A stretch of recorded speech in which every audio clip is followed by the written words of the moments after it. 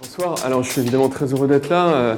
C'est toujours un moment émouvant que lorsque on lance le type d'initiative que vous prenez, qui fleurit quand même un peu partout en France. Je note que visiblement dans les derniers mois, vous avez à plusieurs reprises inauguré des lieux. Donc félicitations à l'ensemble des parties prenantes de toutes ces initiatives numériques en général. Et c'est vrai que pour être un observateur de cette scène numérique française et européenne d'ailleurs depuis plusieurs années, on ne peut que se féliciter de voir une sorte d'accélération ces derniers mois, ces dernières années, ces 2 ou 3 dernières années, une prise de conscience très très nette, on en reparlera un peu plus tard, des enjeux de cette révolution digitale à l'échelle de la nation. Donc cette révolution elle est là, on l'aperçoit tous. Et je me suis retrouvé à en parler beaucoup plus que je ne l'aurais jamais imaginé ces dernières années, parce que, comme vous l'avez compris, avant tout, je suis un entrepreneur, et je me suis retrouvé dans cette posture d'avoir une sorte de mandat institutionnel, pas forcément malgré moi, mais de façon très inattendue, c'est-à-dire que je n'avais pas du tout prévu de m'occuper du Conseil national du numérique, et puis je m'y suis retrouvé, et aujourd'hui, je me retrouve avec ces responsabilités européennes. C'est passionnant, c'est quelque chose de nouveau pour moi. Et lorsque j'échange avec quiconque d'ailleurs, en général, j'essaye de faire en sorte qu'on ait une base commune d'échange. Vous êtes pour la plupart, je pense, des experts du numérique. Et pourtant, ce que je constate, c'est que lorsqu'on essaie de définir ce qu'est la révolution digitale, et pourquoi est-ce qu'elle est aussi forte, et pourquoi est-ce qu'elle est en train de changer la nature même de nos sociétés, on s'aperçoit qu'on ne comprend pas forcément toujours la même chose. Donc c'est la première chose que j'essaie de faire, et j'aime bien résumer cette révolution digitale autour de 3 notions. La première notion, c'est une notion que la plupart d'entre vous connaissent, qu'on appelle la loi de Moore. La loi de Moore, c'est une loi qui a été édictée en 1969 et qui dit que finalement, tous les 2 ans, la puissance des microprocesseurs double. Et si vous faites 2 fois 2 fois 2 fois 2 fois 2, vous avez très très vite des très très grands nombres. Vous avez ce qu'on appelle une exponentielle, c'est-à-dire une courbe qui, petit à petit, tend vers l'infini. C'est ça ce à quoi on assiste aujourd'hui. Cette loi, depuis 1969, a connu un écart de 4%. C'est-à-dire que c'est une prédiction qui a été un peu lancée comme un pari fou, et cette loi s'est révélée exacte à 4% d'écart en 40 ans, même en 47 ans, 46 ans. Ce qui est impressionnant, c'est les résultats que ça donne. Vous voyez derrière moi un ordinateur qui représentait à peu près ce qu'était l'état de l'art en 1976, quand on a fait les premiers ordinateurs qui étaient basés sur du TCP/IP, la suite d'ARPANET. Voilà, donc coûtait très très cher. Et 4 ans plus tard, on va réussir à réduire le coût de ces ordinateurs d'un facteur important, un facteur 10, mais ça sera toujours, je dirais, l'apanage des grandes universités, des grands centres de recherche, de pouvoir s'équiper de ce type d'outils. Et puis, 10 ans plus tard, on va rentrer dans ce qu'on appelle la micro-informatique personnelle. Les PME, les entreprises commencent à s'équiper d'informatique. Ça continue à coûter relativement cher, mais à l'échelle de ces unités, c'est accessible. Et 10 ans plus tard, c'est votre tour de rentrer dans la danse. C'est ce qu'on appelle la micro-informatique domestique. Les ordinateurs pénètrent les foyers et finalement, ce type d'équipement devient par ailleurs portable. Et à ce moment-là, au tournant du millénaire, on estime qu'il y a à peu près 250 millions de personnes qui sont connectées à Internet. Donc c'est à la fois beaucoup, c'est généralement le monde occidental. Beaucoup d'entre vous accédaient déjà depuis longtemps à Internet, avaient un email, etc. Mais c'est quand même, à l'échelle de la planète, une infime minorité d'individus. Et puis les choses vont accélérer. Si je fais encore 10 années, on voit... Ah, pardon, j'ai sauté un slide, donc voilà, vous n'avez pas vu celui-là. Si je fais encore 10 années, on passe à une échelle, on réduit l'échelle et cette micro-informatique rentre dans votre poche. Le coût se réduit encore de façon extrêmement significative. Et là, on a également une explosion du nombre d'utilisateurs. On considère qu'en 2010, c'est des chiffres qui sont très imprécis, hein, il y avait aux alentours de 1,5 milliard, 1,3, 1,5 milliard de personnes qui étaient désormais connectées à Internet avec des primo-accédants qui n'avaient pas connu l'ère du PC, qui passaient directement au smartphone. Et puis, le slide que vous allez voir, je trouve très impressionnant. On va se rendre directement en 2016 et regarder ce qui se passe. On a un smartphone qui a toutes les caractéristiques du smartphone que vous avez dans votre poche, qui a été commercialisé en Inde en juillet de cette année pour 3 $. Alors ça peut vous paraître surprenant, mais c'est vrai, c'est le prix auquel il a été vendu. Un smartphone complet, 3 $. Il a été vendu à 4 millions d'exemplaires en 3 mois, depuis juillet. Et tout cela, finalement, c'est la conséquence de la loi de Moore. C'est la conséquence de cette capacité, finalement, à faire des microprocesseurs de plus en plus performants pour des coûts qui sont de moins en moins élevés. Et cette loi, elle a une caractéristique, une conséquence, c'est qu'elle connecte l'humanité pour des coûts absolument marginaux. Donc ça donne quoi? Ça donne ça. Ça donne le fait que d'ici 2025, on considère qu'on arrivera à un moment où toute l'humanité sera connectée à Internet. Ce moment, on l'a connu pour la téléphonie mobile. Il est passé probablement au début de cette année. C'est-à-dire qu'au début de cette année, un certain nombre d'organismes ont annoncé qu'il y avait probablement aux alentours de 8 milliards de cartes SIM en circulation et actives. Vous savez qu'on estime qu'on est aux alentours de 7,3, 7,5 milliards sur Terre. Donc il y a plus de cartes SIM que d'êtres humains. Mais au-delà de ça, on considérait que tous les êtres humains sur Terre pouvaient accéder à un téléphone mobile. Ils n'étaient pas forcément tous propriétaires d'un téléphone mobile, mais tous pouvaient accéder aux télécommunications. Évidemment, c'est une révolution extraordinaire dans l'histoire de l'humanité. Et pourquoi il est indiqué 100 milliards? Parce qu'au-delà de ça, rentre dans la danse ce qu'on appelle les objets connectés, et donc ça fait exploser le nombre d'adresses IP, le nombre d'adresses MAC, et que tous ces objets vont encore augmenter le champ du possible, on va le voir d'une façon très très significative. Tout ça, ça crée un champ du possible, des gains d'opportunités. Les gains d'opportunité, le corollaire des coûts de transaction, c'est-à-dire que vous arrivez à synchroniser des agents dans le domaine économique, dans le domaine social. Finalement, juste en distribuant l'information, vous arrivez à changer le sort des gens de façon extrêmement importante. Et quand je veux parler de ça, j'aime bien parler de l'Afrique, parce que l'Afrique est un continent qui illustre extrêmement bien cette révolution digitale. L'Afrique, c'est un continent qui, d'ailleurs c'est mon slide d'après, pour vous donner une idée, a eu une croissance extrêmement faible pendant 40 ans. Entre, grosso modo, 1962 et 1997, la croissance par Africain était négative. C'est-à-dire qu'un Africain de 1997 est sensiblement plus pauvre qu'un Africain de 1962.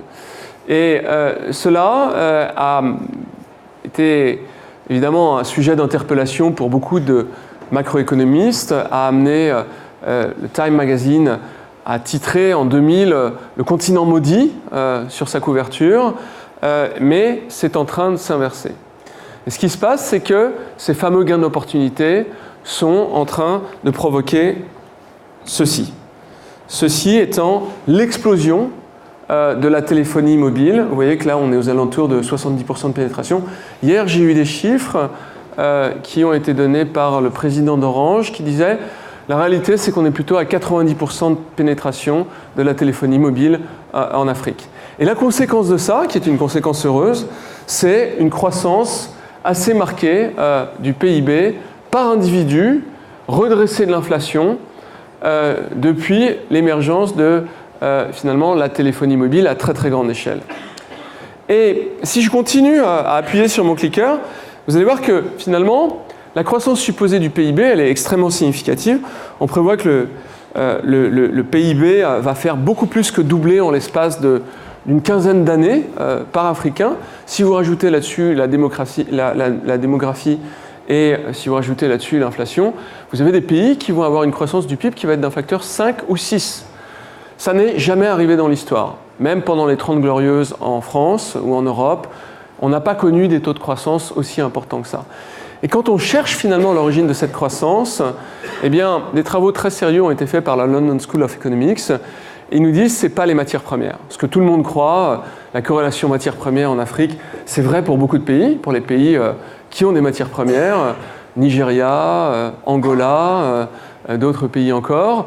Mais il y a toute une classe de pays, notamment récemment, comme la Côte d'Ivoire, le Rwanda, le Kenya, même le Sénégal, qui connaissent des taux de croissance très élevés sans avoir du tout de matières premières. Très peu de matières premières, souvent des matières agricoles, mais pas de matières premières minérales en général.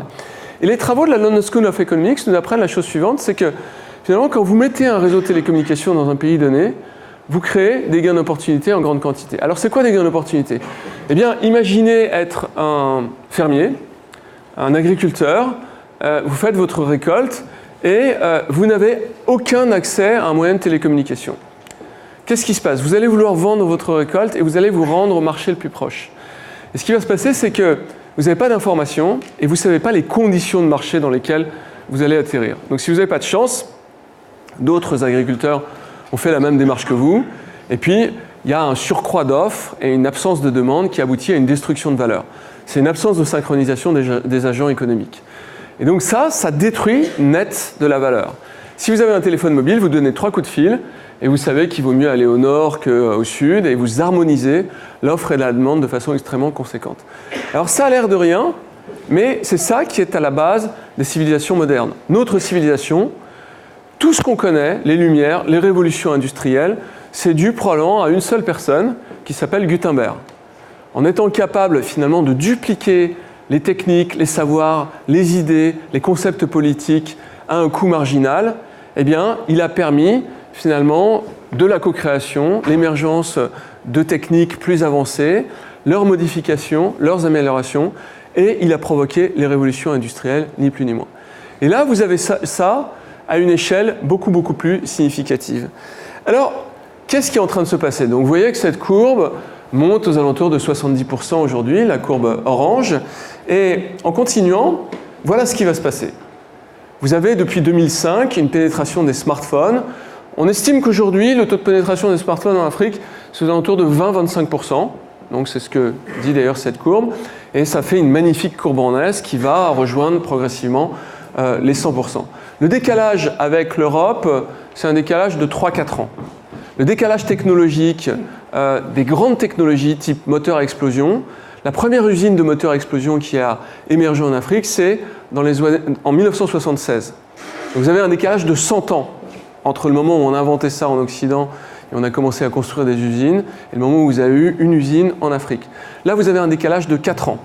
Et cette dynamique, elle fait que l'Afrique est en train d'accélérer son développement de façon extrêmement conséquente. Et alors, qu'est-ce que ça donne? Ça donne ça. Ça, c'est quoi? C'est un des plus grands succès commerciaux dont j'ai personnellement jamais entendu parler. La possibilité de bancariser, de permettre à la moitié d'un pays, je parle bien de la moitié d'un pays, en fait, on parle plutôt aujourd'hui de 60 à 70% de ce pays, c'est des chiffres qui datent de 2014, d'accéder à la banque, des primo-accédants de la banque. Donc qu'est-ce que c'est? C'est un système de mobile banking qui est unique, qui a été inventé au Kenya, d'ailleurs qui est aujourd'hui importé en Europe. Un certain nombre de pays de l'Est sont en train d'adopter M-Pesa et qui permet d'avoir des compensateurs qui sont des petites boutiques de quartier et qui fait qu'aujourd'hui, la moitié du PIB du Kenya est transactionné par M-Pesa. Vous voyez l'impact que ça peut avoir. La Banque mondiale nous dit la chose suivante. Sur la croissance du Kenya ces dernières années, qui a été extrêmement vigoureuse, de l'ordre de 9%, un tiers de la croissance vient de M-Pesa. Et pourquoi ça? Parce que vous avez des effets de macroéconomie, vous avez une formalisation de l'économie qui auparavant était informelle, de l'argent sous le matelas, devient de l'argent sur le compte en banque. Et de ce fait, quand la Banque centrale va emprunter sur les marchés internationaux, elle peut avoir plus d'actifs à mettre en garantie en disant voilà, j'ai tant de circulants dans mon pays, donc c'est avéré, vous pouvez me prêter avec une garantie supérieure à des taux moindres, donc, et elle reverse cette baisse de taux dans le pays, accélérant d'autant l'économie du pays. Et puis vous avez des effets induits en microéconomie, c'est-à-dire que quand vous avez de l'argent qui est beaucoup plus liquide, il circule plus vite et il accélère l'économie. Donc voilà ce que peut faire la révolution digitale à l'égard d'un domaine qui est celui de la banque, mais on peut répliquer ce type de choses dans tout un tas d'univers, ce qu'on va voir un petit peu plus loin. Donc ce qu'il faut comprendre, c'est que quand vous mettez de l'information dans des endroits où vous avez peu d'infrastructures, eh bien, vous arrivez à créer des gains d'opportunités qui sont encore plus efficaces. C'est pour ça que je prends beaucoup l'exemple de l'Afrique pour illustrer finalement le potentiel de la révolution digitale, ce sur quoi on va revenir un peu plus loin.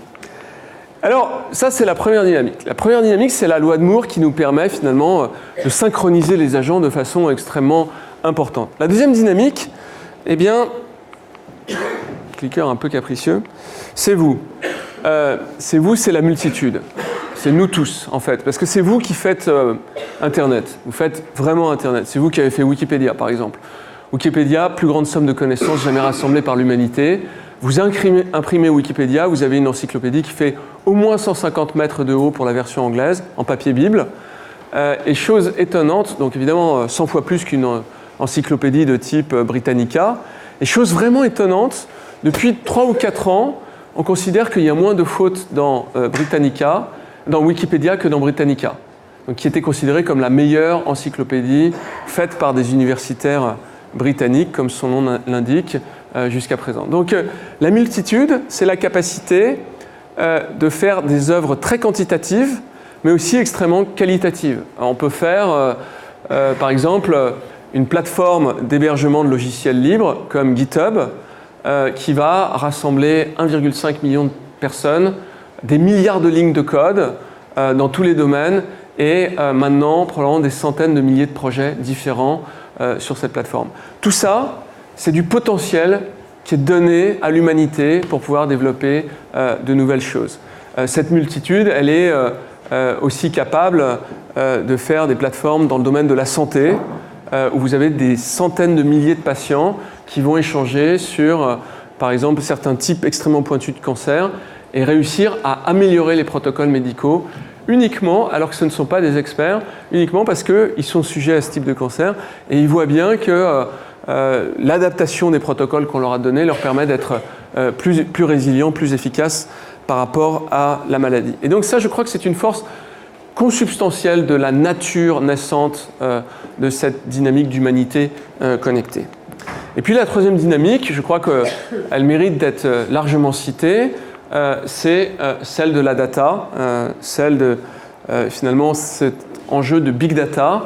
Vous êtes tous en train de se créer des signaux numériques actuellement, vous êtes tous en train de faire de la data, même si vous m'écoutez attentivement, vous créez de la data, parce que vous avez chacun un téléphone mobile dans votre poche, et que pour que ce téléphone puisse fonctionner, il est obligé de communiquer avec des antennes, des BTS, et de fait, on a entre autres vos localisations. Puis au-delà de ça, vous avez des applications qui interrogent régulièrement des serveurs, et donc qui échangent de la data également, même quand vous ne vous servez pas de votre téléphone mobile. Et tout ça crée des quantités absolument phénoménales de data.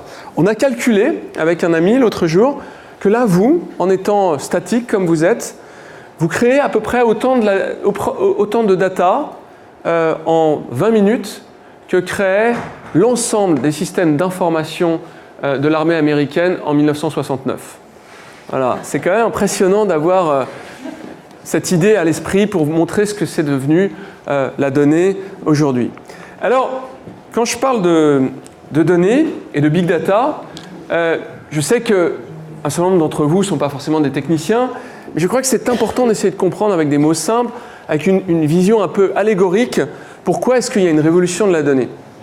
Et alors, vous allez voir, ceux qui ne sont pas techniciens, vous allez comprendre, du moins je le souhaite, ce que ça veut dire. Auparavant, quand vous vouliez construire un système d'information et traiter des données, vous étiez obligé de construire un système d'information qui était dédié à une seule tâche. Par exemple, si vous vouliez analyser des images, vous alliez construire un système spécifique pour traiter des images. Donc vous alliez dire, je prends une image et puis je la démonte d'une certaine manière, je l'échantillonne suivant l'axe qui m'intéresse. Donc, par exemple, je vais prendre les pixels marrons, je vais les mettre dans un silo marron, je vais prendre les pixels bleus, je vais les mettre dans un silo bleu, et puis je vais faire différentes opérations entre ces silos, je vais compter le nombre de pixels qu'il y a dans l'un et dans l'autre, et je vais faire des ratios, et je vais en déduire un certain nombre de choses.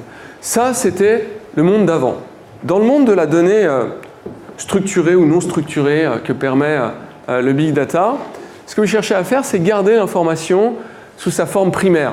Vous gardez l'image sous sa forme d'image et vous allez la stocker en général d'une façon qu'on dit à plat. Et vous allez avoir une liberté, un champ du possible, une vélocité qui est absolument extraordinaire. C'est-à-dire que vous allez pouvoir dire, ce qui m'intéresse, c'est les couleurs, mais ça peut être les contrastes, ça peut être les vecteurs, ça peut être les craquelures sur l'image, ça peut être les émotions qu'elle dégage avec des interpréteurs, ça peut être, est-ce que c'est du portrait, est-ce que c'est du paysage, etc., etc. Et ça, vous allez pouvoir le choisir quasiment instantanément. Alors c'est toujours un peu plus compliqué que ça, mais c'est ce qu'on appelle la vélocité. Et cette vélocité, elle est absolument extraordinaire.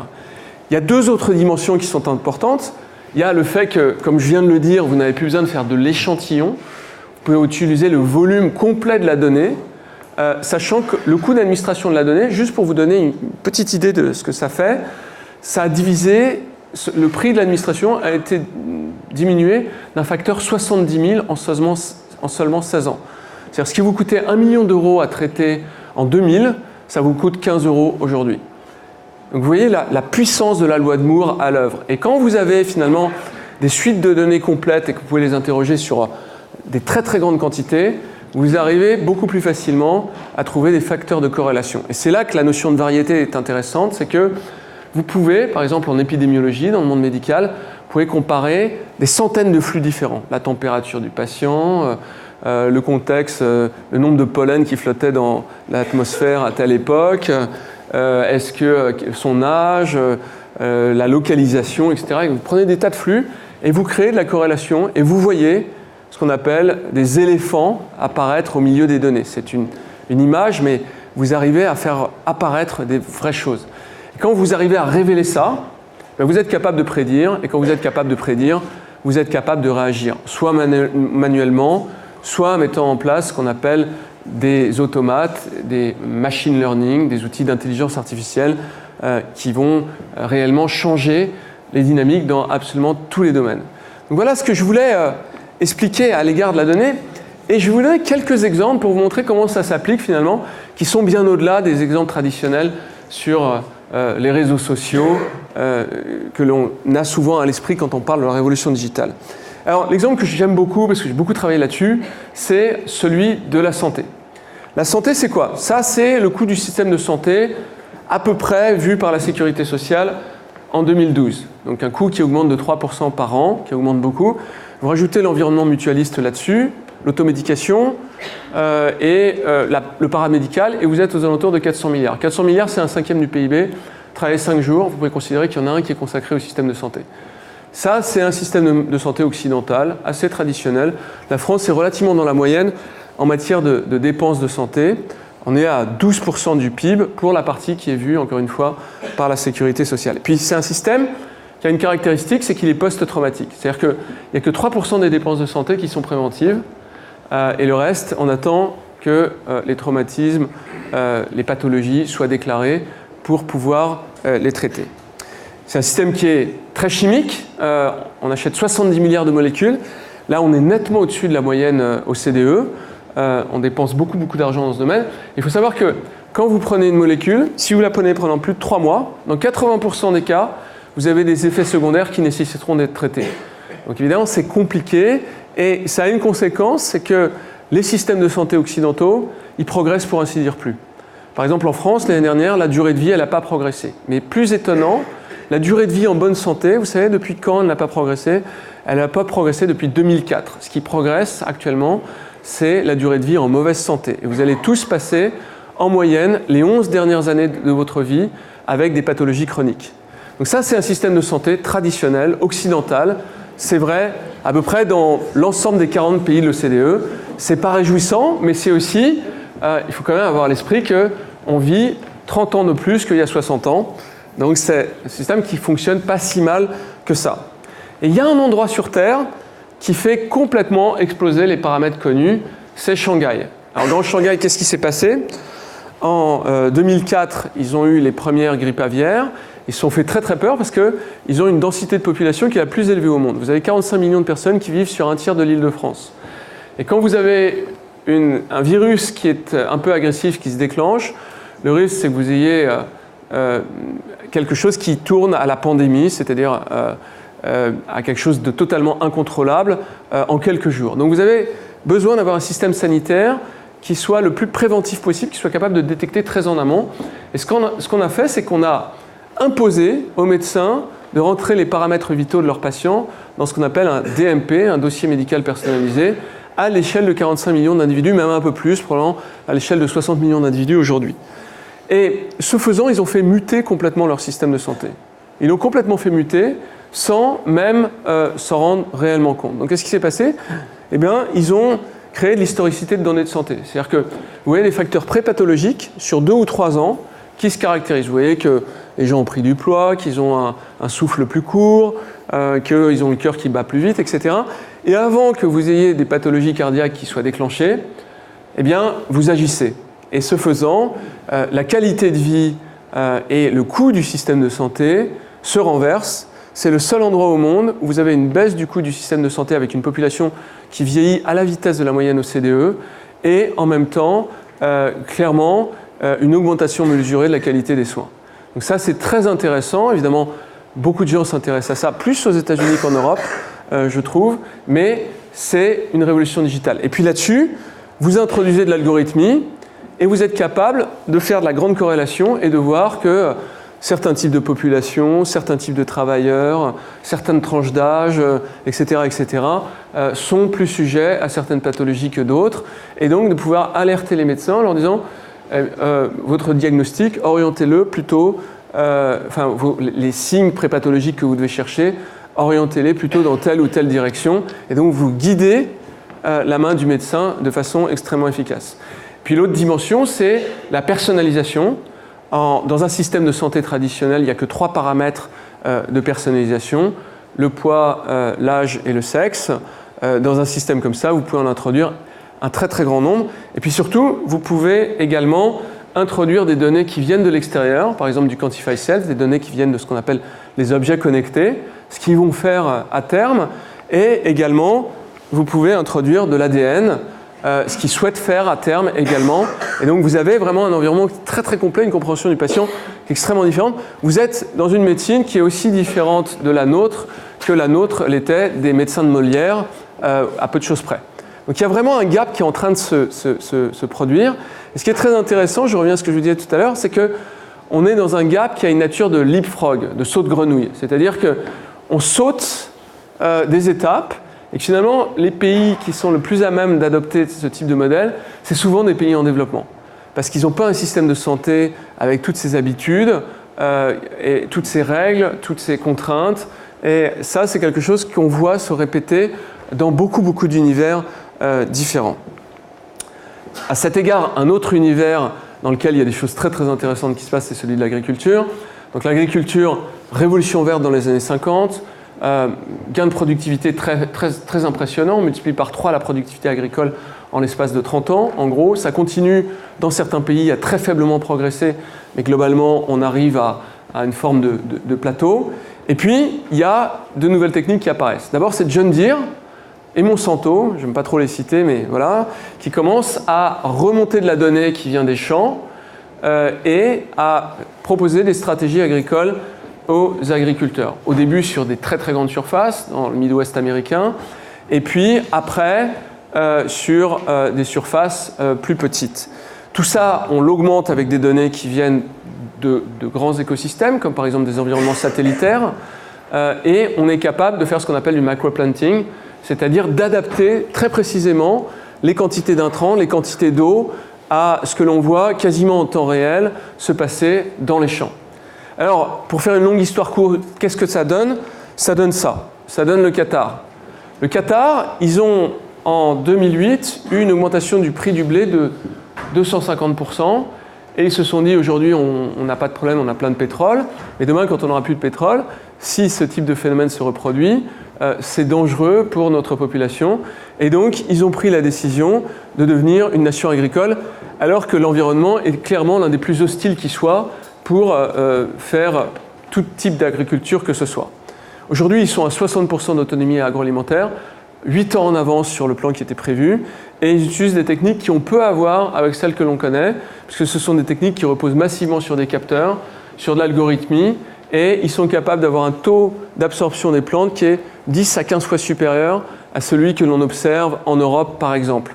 Et ce faisant, ça va vous surprendre, mais ils utilisent 8 fois moins d'eau que nous dans nos champs, alors qu'ils sont en plein soleil. Même chose pour les intrants, ils utilisent beaucoup moins d'intrants. Donc ils ont de l'agriculture circulaire, ils ont de l'agriculture verticale, ils ont de l'agriculture sous serre, mais dans tous les cas, ce sont des techniques qui reposent beaucoup sur des nouveaux protocoles à base d'algorithmie qui permettent de mieux comprendre et de comprendre en temps réel les conditions dans lesquelles se trouve une plante et de savoir précisément quand est-ce que les taux d'absorption seront plus élevés et donc plus efficaces, quoi qu'il en soit. Ces techniques sont amenées à se répandre, à venir probablement dans nos contrées, mais au-delà de ça, à aller beaucoup dans les pays en développement où les conditions évidemment de la productivité agricole sont extrêmement faibles et l'accessibilité à l'eau et aux intrants en général est extrêmement réduite. Un autre exemple, c'est celui des mégacités. Les mégacités sont un phénomène qu'on ignore totalement en Europe, en Occident. En 2050, il y aura entre 3 et 5 mégacités en Occident et il y en aura probablement 100 dans le monde. Donc toutes dans des pays en développement, qu'on appelle actuellement en développement. Et ces mégacités, c'est-à-dire des villes de plus de 10 millions d'habitants, nécessiteront des modes d'administration qui sont différents de ceux que l'on connaît aujourd'hui. Donc qui reposeront massivement sur la donnée. Alors je pourrais vous donner plein d'exemples, je vais aller vite, je vais vous en donner juste un. Predpol, c'est un logiciel qui utilise des algorithmes de type Big Data. Vous allez remonter toute l'historique d'une ville, les crimes qui ont été commis dedans, les délits, les conditions de circulation routière, les événements de type sportif, les conditions sociales en général. Et vous allez être capable de contextualiser les délits. Vous allez dire, en fait, quand il y a un match de foot là et qu'il fait tel type de temps, en général, il se produit des délits à tel et tel endroit. Et vous allez optimiser les routines de police. Et alors, qu'est-ce qui se passe ? Eh bien, de ce fait, c'est le contraire de Minority Report où vous attrapez les gens avant qu'ils commettent un crime, vous les dissuadez. C'est, je crois, le rôle le plus efficace des forces de police. Et dans une ville comme Los Angeles, au bout de 4 mois d'installation de ce type de technologie, on a une baisse de la criminalité qui était d'autant mieux mesurée que ça n'était installé que sur la moitié de la ville, de 13%. On a d'autres exemples où on parle de diminution de la criminalité de 40%. Sur Sao Paulo, par exemple, qui est une ville qui a mis beaucoup de données, on observe ça. Et justement, en parlant de Sao Paulo, quelque chose que j'aime bien citer, c'est ce qui s'est passé il y a quelques années. Ils avaient un système d'adduction d'eau qui perdait 80% de son eau dans la distribution. Et donc des vraies inquiétudes sur l'efficacité de ce système, sa capacité à perdurer. Et ce qu'ils ont fait, c'est qu'ils ont demandé à des sociétés occidentales de réparer ces fuites, de boucher ces fuites. Et le prix qui leur a été donné, c'était 3 milliards de dollars. Et puis, en plus, on leur a dit, c'est 10 ans de travaux. Vous êtes une des villes les plus encombrées au monde. Il y a le plus d'embouteillages. Pour ceux qui ont été à Sao Paulo, c'est vraiment impressionnant. Et pendant 10 ans, ça va être encore pire. Finalement, ce qu'ils ont fait, c'est qu'ils ont fait appel à une start-up israélienne. Et la start-up a pris l'ensemble des données qui remontaient du réseau et a été capable de dire la probabilité pour que les fuites soient là, là et là et là, elle est importante. Donc, on va ouvrir les trottoirs, micro-localement, on va essayer de boucher les fuites. Et voilà. 3 ans plus tard, pour 60 millions de dollars, ils ont bouché la moitié des fuites. Ils sont aujourd'hui à 40% de perte de l'eau du réseau. Et ça, c'est, je trouve, un exemple extrêmement illustratif de ce que peut faire finalement l'analyse des données. C'est-à-dire que dans un cas, vous avez des mobilisations de CAPEX, des investissements très très conséquents. Dans l'autre, vous avez de l'intelligence et une efficacité redoublée. Même chose dans l'énergie, pareil, je pourrais m'y étendre longuement, c'est un sujet qui me passionne. Les smart grids, c'est pas quelque chose qui est très répandu en Europe parce qu'on a des systèmes énergétiques qui malgré tout fonctionnent plutôt bien. Mais dans les émergents, vous allez avoir un doublement et peut-être plus encore des besoins énergétiques. Et de fait, vous êtes obligé d'avoir des modèles énergétiques qui n'ont plus rien à voir avec ceux que l'on connaît. Vous devez comprendre le contexte dans lequel l'énergie est consommée pour pouvoir la distribuer exactement là où elle est consommée et éventuellement couper des équipements là où ça peut être coupé. Si je coupe votre ballon d'eau chaude pendant 20 minutes, il a une telle résilience que vous ne vous en rendrez pas compte, mais j'évite ce qu'on appelle les peak loads, les moments où on est obligé d'utiliser l'énergie carbonée pour continuer à assurer le fonctionnement des infrastructures. Juste à titre d'exemple, si on avait un modèle de smart grid à l'échelle de la France, on pourrait probablement supprimer à peu près la moitié des infrastructures de transport. Si on avait une consommation continue, ce qui est impossible, on pourrait supprimer 4/5 des infrastructures de transport, donc les grandes lignes haute tension que vous voyez derrière moi. Donc ça vous donne une idée finalement de l'impact possible de ces technologies sur notre paysage et puis d'une certaine manière sur le modèle technologique de ces systèmes.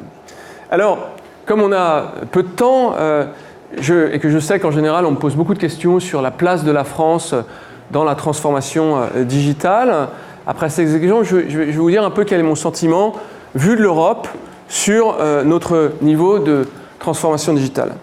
Alors, la France, c'est, quand vous voyagez beaucoup, pour ceux d'entre vous qui vont à l'étranger, un pays qui fait très clairement état d'un volontarisme fort en matière de transformation digitale. Et c'est vrai que ces dernières années, moi, quand je suis dans un dîner ou un déjeuner un peu officiel, on me dit « Ah oui, la France souhaite se transformer de façon digitale ».